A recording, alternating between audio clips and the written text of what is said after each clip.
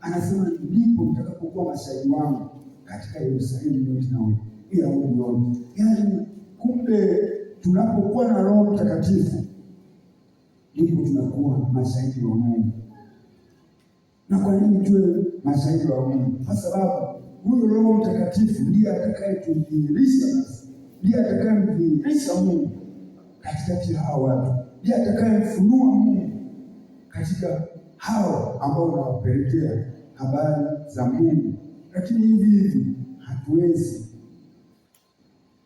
Ndio maana Petro na Yohana walipomwamsha yule kiwete kwenye ule mlango mzuri, watu wakawashangaa. Wale waandishi na Wafarisayo wakaona hawa watu imekuwaje tena?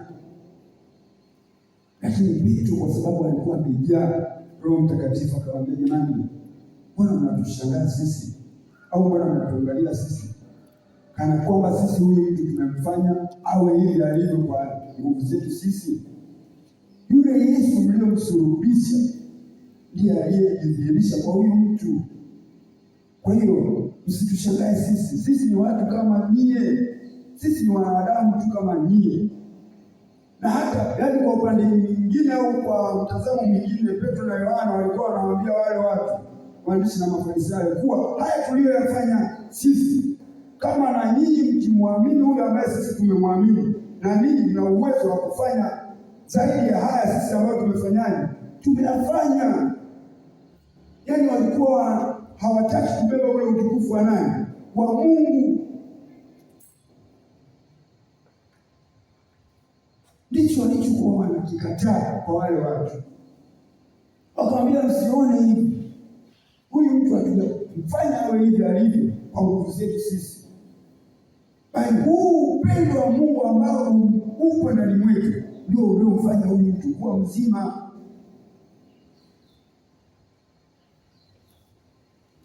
Wale watu wakaanza kuwachukia wale watumishi wa Mungu. Na ndio maana nimetangulia kusema kuwa katika hii safari ya kwenda mbinguni usione kama hutakutana na makwazo. Hayo makwazo utakayokutana nayo katika safari yako hii ya kwenda mbinguni ndio yatakao kuimarisha wewe kuwa mkamilifu mbele za nani? Mbele za Mungu. Ndio yatakao kufanya wewe uwe mvumilivu katika safari yako ya kwenda mbinguni, kwa sababu uvumilivu ni tunda mojawapo ya kwenye yale matunda ya Roho. Lakini mwingine akinyoshewa tu kidogo anaona kama amefanyaje, amehukumiwa. Hata ile furaha tena ya utumishi wake anafanya anataka iache. Biblia inasema kuwa makwazo hayana budi kuja, lakini ole wake huyo anayefanyaje, anayefanya hayo makwazo yaje. Wewe unapokuwa mtumishi wa Mungu, kubali tu hayo makwazo yakujie kwa ajili ya utukufu wa nani? Wa Mungu.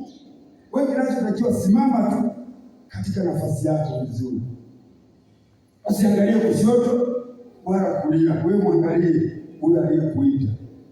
Hapo ndipo utakapompendeza huyu Mungu wa mbinguni. Lakini haji hivi kama hujampa Mungu nafasi, kama hujampa Roho Mtakatifu nafasi ndani mwako, huwezi kuvumilia. Utakata tamaa, utaona wewe unaonewa. Kama ni kuonewa, huyu kiongozi wetu wa imani ambaye ni Yesu Kristo, yeye alisemaje? Yeye ambaye alikuwa ni Mungu alivumilia yote, alitemewa mate, alipigwa makofi, tena na watoto wadogo tu ambao alikuwa na uwezo wa kuwafanya anavyotaka kuwafanya, lakini alivumilia. Wewe ni nani? Mungu atusaidie sana. Kwa hiyo yote hayo ni kwa sababu tu sisi tunakwazika, kwa sababu bado hatujafika kwenye vile viwango ambavyo Mungu anataka tufike. Lakini tukifika kwenye vile viwango ambavyo Mungu anataka tufike, hakika haijalishi utakutana na mlima wa kiasi gani, wewe utaufurahia ule mlima, kwa sababu Mungu anasema upitapo katika moto hautafanyeje? Hautateketea. Upitapo katika maji mengi hayatakugharikisha, kwa sababu mimi niko pamoja na wewe.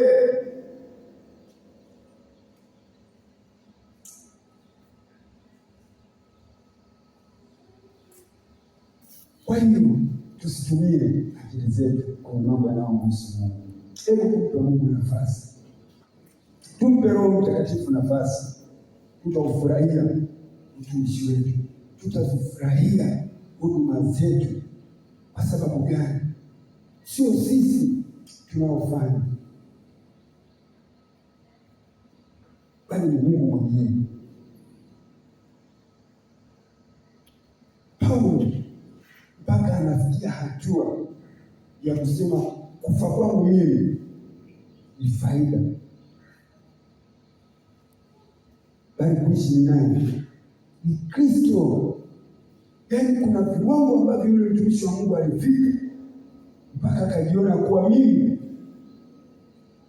niko tayari kwa lolote kwa ajili ya huyu Mungu ambaye ni Mungu. Na viwango hivyo Mungu anavitazamia avione ndani ya watumishi wake walioko mahali hapo, ambao wamejikana kweli kweli, ambao wako tayari hata kufa kwa ajili ya Kristo.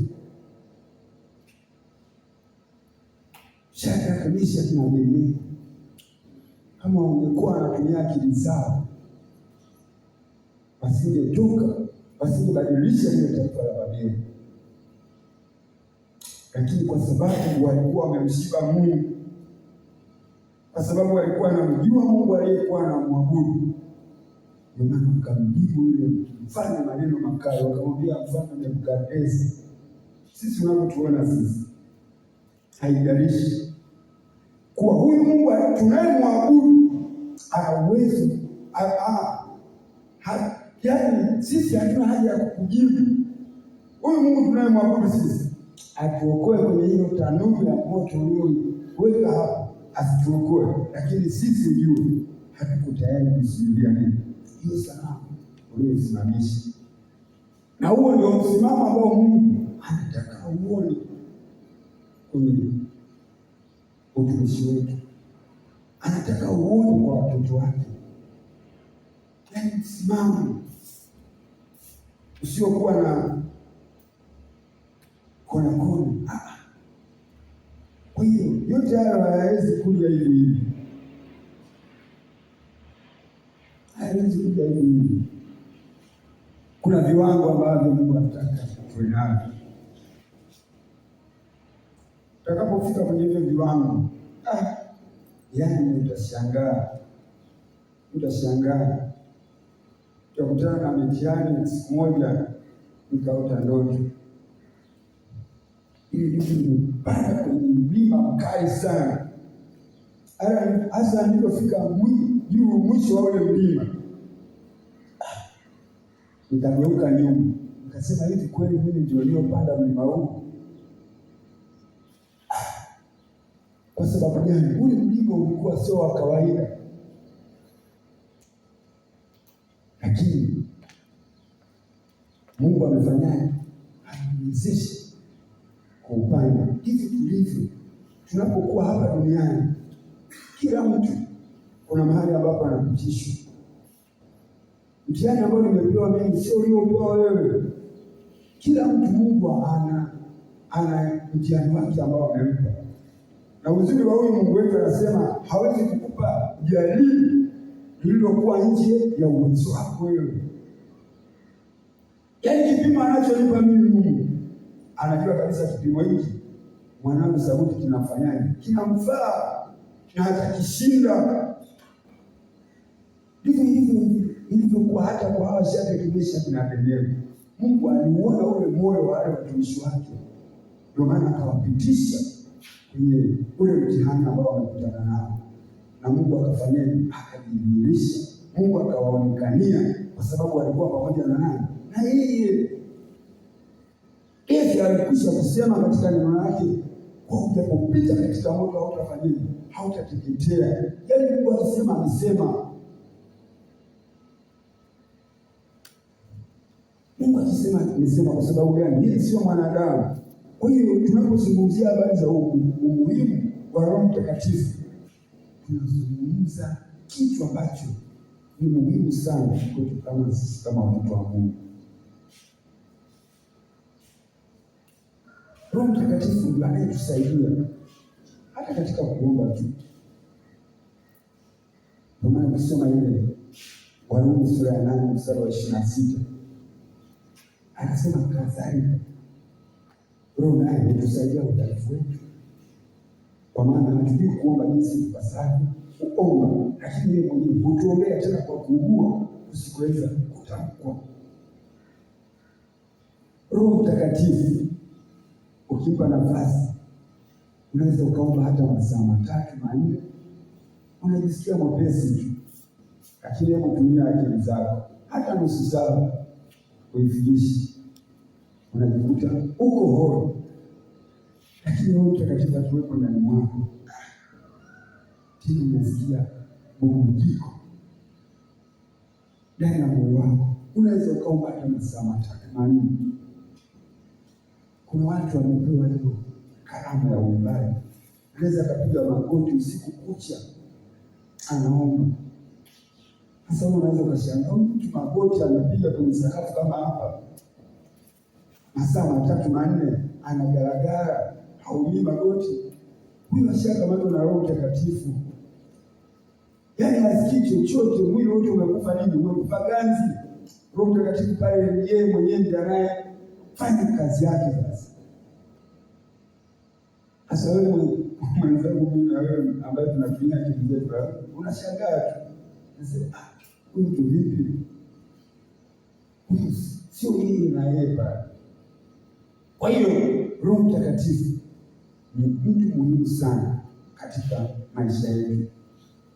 Tunaona hata Petro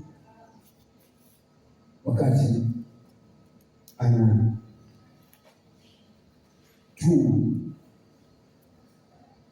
kwa Kornelio, anafika pale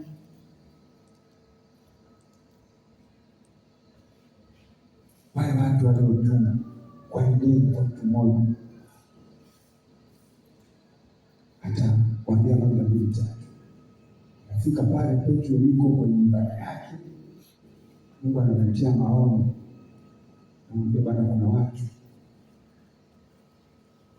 3 wanakutafuta. Soma Matendo 10 kuanzia mstari wa 38 na kuendelea, utakutana na hicho kisa. Wale watu wakakutana, akamwambia bwana, kuna 1, 2, 3 tumetumwa na mtu fulani, fika tena saa fulani. Petro anatafakari yale maono na wale watu wanakuja, anambia bwana, basi karibuni.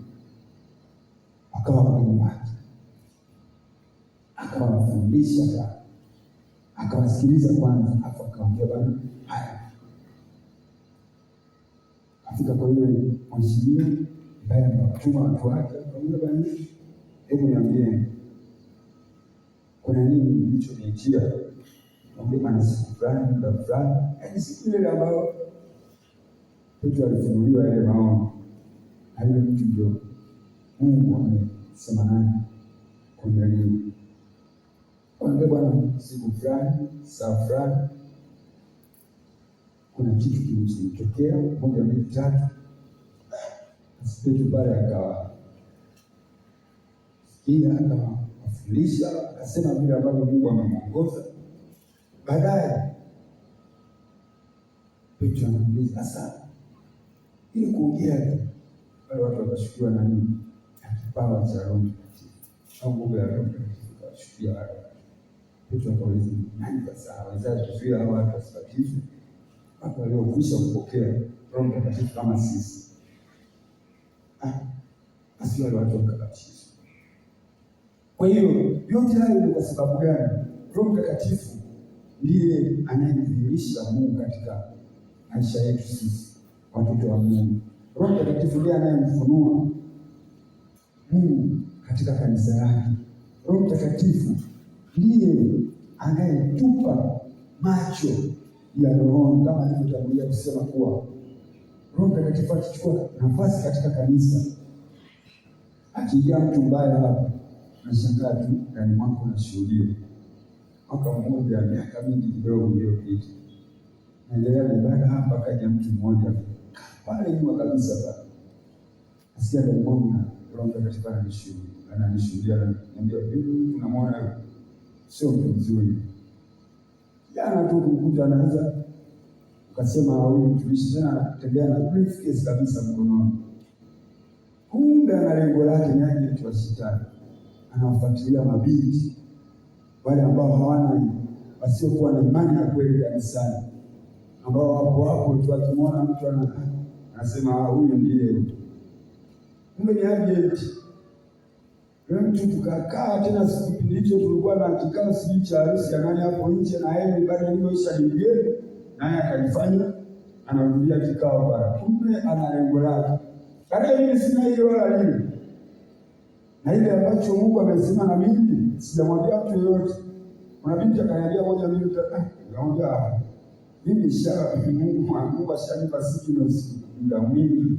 Kwa hiyo natakiwa kuwa makini na watu, sio umekaa kanisani miaka mingi eti kwa sababu unatafuta mume wa kukuoa ukawasema huyu ndio huyu ni agenti. Mbele Bwana ni mtu tena wa imani nyingine. Siku moja napita zangu Kariakoo, nikamkuta anatoka kabisa kwenye nyumba yao ya ibada kwa ajili ya kuamsha. Naambia muwe makini, natakiwa msimame kweli katika imani yenu. Kuna watu ambao shetani anawatumia kwa kusudi tu na kuangusha watu wa Mungu makanisani. Kwa hiyo tunapozungumzia habari za umuhimu wa Roho Mtakatifu kanisani, tunazungumzia msingi wa kanisa. Kanisa limejengwa juu ya misingi ya mitume na manabii. Soma habari za mitume na manabii, wale watu walikuwa wameweka msingi wao juu ya mwamba kweli kweli. Ndio maana walikuwa hawana wasiwasi, ndio maana walikuwa hawana hofu ya aina yoyote. Andiko letu la mwisho na muda wangu umeisha.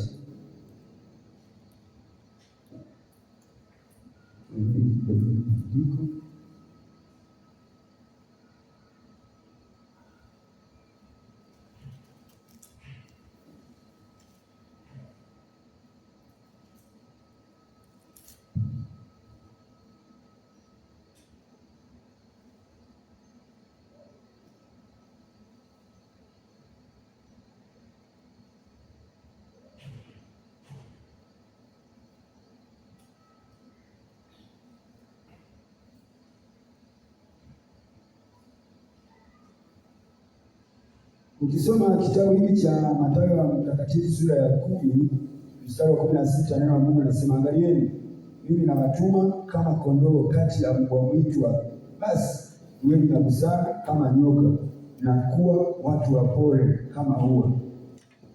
Hili andiko linasemaje? Lina maana gani basi? Angalieni mimi nawatuma kama kondoo kati ya mbwa mwitu, basi iweni na busara kama nyoka na kuwa watu wapole kama hua. Ukiwa na Roho Mtakatifu, nimetangulia kusema kuwa haijalishi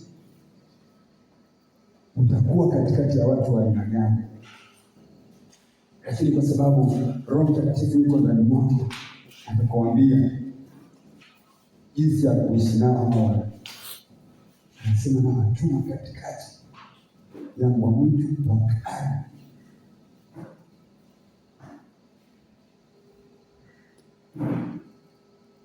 Kuna watu ambao unaweza kukaa nao, wale nilioanza nao nikasema kabisa, nitangulia kusema kwa ndani ya kanisa hapo, watu ambao wanaweza akawa mwiba katika utumishi wako wewe. Cha msingi wewe mwenyewe ni kuwa makini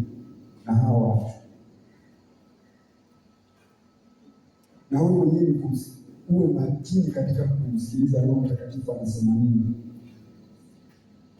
Sasa haya maneno ambayo Bwana Yesu aliwaambia wanafunzi wake, Bwana katikati ya mbwa mwitu wa kara. Kuna sehemu nyingine wale wanafunzi wa Bwana Yesu walikuwa wanaingia, wanaambiwa kabisa hapo, yaani kwao kwa akili zao wanataka kuambia wale watu habari za ufalme wa nani? Wa Mungu. Roho Mtakatifu anafanya ndio anawaambia hapo msiseme kitu. Hapo msiseme. Hao ni mbwa nini? Mbwa mwitu wakali. Wacheni na imani yao. Na watu ukiwapelekea ukiwatajia jina la Yesu na kuwapa kongo. Mwaka mmoja tulikuwa na huduma ya uinjilisti hapa kanisani. Vijana tunapomaliza ibada tunaingia mtaani. Ndio naona umeishi. Tunaingia mtaani. Sasa tukaangukia hapo katikati ya tunapotoka pale chini tunagawana, hawa inaenda hivi, hawa inaenda hivi, hawa inaenda hivi, hawa inaenda hivi. Sisi tukachukua baadhi ya vijana wangu tukaingia hivi. Kafika hapo kati hapo ni pamoja tukasalimia wale mama. Kongo kabisa. Ni mama sasa. Baada hapo kusudi naendelea hatujaona. Basi tuambie mama tuombe tupe dakika angalau hata 3 tu. Tuongee tukumbushane juu ya umuhimu wa safari hii ya kwenda mbinguni. Mama huyu akaamka akasema, tena hilo jina nalo nataka kutuambia. Hatutaki kulisikia kabisa mahali hapa. Sema niwaambie wale vijana wangu, sio vijana nao wanapokuwa na moto wa kuhubiri wanataka walazimishe, niwaambie jamani, lazima muwe na akili. Maandiko yanasema, nyumba mtakaoingia amani ya Mungu kiwemo mwenyewe nyumba. Na ndiye fanyeni. Lakini kama amani haipo, maandiko yanasema hata mavumbi ya miguu yenu fanyeni. Kumuteni hasa nyinyi kumuteni mavumbi yenu. Tuendelee na sehemu nyingine. Basi tukawacha wale wanafanya kama mwe na amani. Kwa hiyo tukaendelea. Sasa hili ni angalizo ambayo pia Bwana Yesu alipokuwa na wanafunzi wake aliwaonya kuwa na uchuma katikati ya mwitu. Kuna sehemu ambayo Mungu anapofika pale ukikuta kuwa huna amani ya kusema habari za Mungu, wewe hapo au wale watu wakakataza, usiwalazimishe. Jamani, muda wetu umeisha.